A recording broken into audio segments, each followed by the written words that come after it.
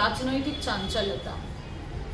দ্বিতীয় বিশ্বযুদ্ধের প্রেক্ষাপট রুদ্রদেব বসু লিখলেন রবীন্দ্রনাথের কবিতা।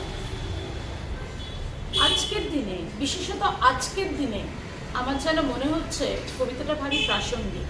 তাই আজ রবীন্দ্র জয়ন্তীকে আরও একবার আমি কবিগুরুর জন্য এই কবিতাটাই পাঠ করব, রবীন্দ্রনাথের প্রতি রুদ্রদেব বসু লেখা।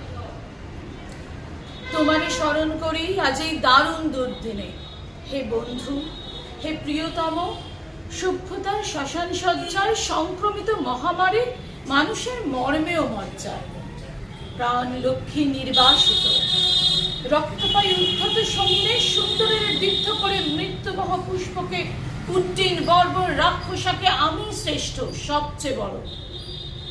দেশে দেশে সমুদ্রের তীরে তীরে কাঁপে থর থর, উন্মত্ত জন্তুর মুখে জীবনের সোনার হরিণ, গ্রাণ রুদ্ধ, প্রাণ স্তব্ধ, ভারতের স্নিগ্ধ উপকূলে লুব্ধতার লালা চলে। এত দুঃখ, এই দুঃসহ ঘৃণায় নরক সহিতে কি পারিতাম, যদি না লিপ্ত হতো রক্তে মোর, বিদ্ধ হতো গূঢ় মর্মস্থলে তোমারই অক্ষয় মন্ত্র। অন্তরে লোভিয়াছি তব বাণী, তাই তো মানি না ভয়, জীবনেরই জয় হবে জানি। নমস্কার।